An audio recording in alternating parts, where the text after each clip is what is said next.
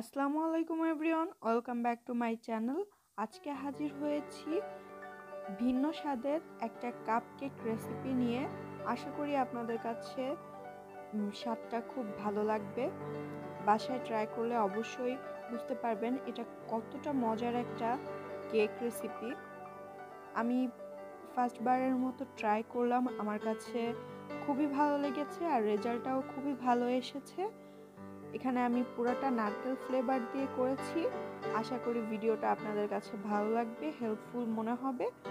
চলুন তাহলে আমরা চলে যাই আমাদের কেক বানানোর মূল রেসিপিতে।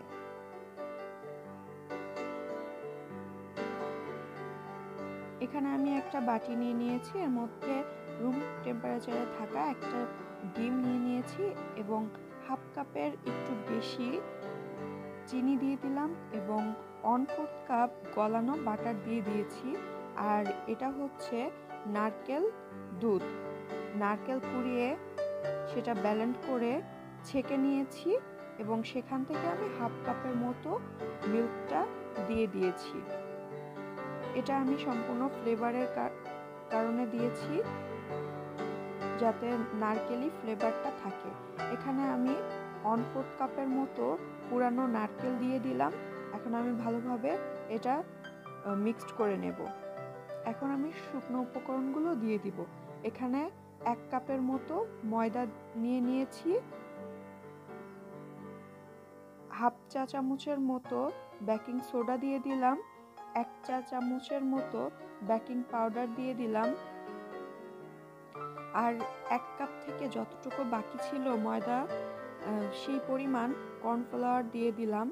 কর্নফ্লাওয়ার দেওয়ার কারণে কেকটা সফট হয় আর ফুলতে সাহায্য করে। আমি কর্নফ্লাওয়ার দিয়ে কেক বানিয়ে রেজাল্টটা খুব ভালো পেয়েছি, এজন্য আমি প্রতিটা কেকের সাথে কর্নফ্লাওয়ার দিয়ে এটা বানানোর চেষ্টা করি। এখন শুকনো উপকরণগুলো খুব ভালোভাবে আমি ছেঁকে নিচ্ছি।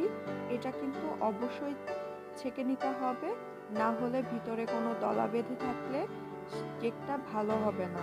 এটা কেকের জন্য খুবই প্রয়োজনীয় একটা স্টেপ। আর কেক এমন একটা জিনিস যেখানে কোনো কিছু স্কিপ করলে কেকটা ফুলতে চায় না, কেকটা ভালো হয় না, তখন আমাদের মন খারাপ হয়ে যায়। এই জন্য প্রতিটা স্টেপ ফলো করে আমাদের কেকটা বানাতে হবে। এখানে আমি হাফ চা চামচের মতো ভিনেগার দিয়ে দিলাম। এটা কেকটা ফুলতে সাহায্য করে, কারণ আমি এখানে অনেক নারকেলের উপকরণ ব্যবহার করেছি, যেটা স্বাভাবিক কেকে ব্যবহার করা হয় না। এখানে আমি 3টা কাপ নিয়ে নিয়েছি, এই কাপে সমানভাবে আমি বেটারটা দিয়ে দিব। আজকে আমি যতটুকু ব্যাটার করেছি এটা 3টা কাপ কেক খুব ভালোভাবে হবে। আমি সমানভাবে দিয়ে এটা বেক করতে চলে যাব। এর উপরে আমি সৌন্দর্যের জন্য কিছু স্কোয়ার সাইজের নারকেল কেটে রেখেছিলাম, সেটা ছড়িয়ে দিলাম। এটা পুরোপুরি অপশনাল, আপনারা চাইলে বাদ দিতে পারেন। এটা শুধুমাত্র ডেকোরেশনের জন্য। এটার জন্য কেকটা বেশি টেস্টি হবে, কিন্তু কেক ফুলতে বা অন্য কোনো কিছুতে কোনো হেরফের হবে না। এখানে আমি একটা টিস্যু পেপার বিছিয়ে দিয়েছি এবং গরম পানি দিয়েছি পরিমাণ মতো। আপনারা আপনাদের পরিমাণ মতো দিয়ে দিবেন, কাপের 1/2 ইঞ্চি হলেই হবে। কাপগুলো আমি ঠিকভাবে দিয়ে দিলাম এবং বেক করব 25 মিনিটের মতো। আপনাদের আর একটু বেশি টাইম লাগতে পারে, টুথপিক দিয়ে অবশ্যই চেক করে নেবেন। এই পর্যায়ে যদি টুথপিকটা ফ্রেশ না আসতো, আমার আরও 5 মিনিট বেক করার প্রয়োজন পড়তো, কিন্তু আমার কেকটা হয়ে গিয়েছে।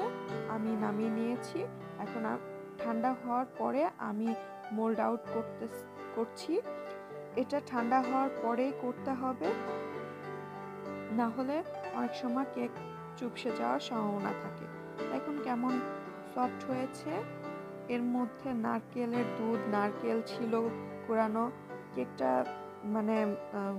ফুলবে কি ফুলবে না আমি খুব টেনশনে ছিলাম, কিন্তু আল্লাহর রহমতে কেকটা খুবই সুন্দর হয়েছে। পারফেক্টভাবে আমি কেকটা সাকসেসফুল হয়েছি। আগেই আমি বলেছি কেক এমন একটা ডেজার্ট আইটেম যেটা সামান্য হেরফের হলে এটা ফুলতে চায় না, চুপসে যায়, কাঁচা থাকে, বিভিন্ন সমস্যা দেখা দেয়। আমার টিপসগুলো ফলো করলে অবশ্যই আপনাদের কেকগুলো পারফেক্ট হবে। আমার ভিডিওটা ভালো লাগলে অবশ্যই সাবস্ক্রাইব করবেন, আমার জন্য দোয়া করবেন। আজকের মতো বিদায় নিচ্ছি। আল্লাহ হাফেজ।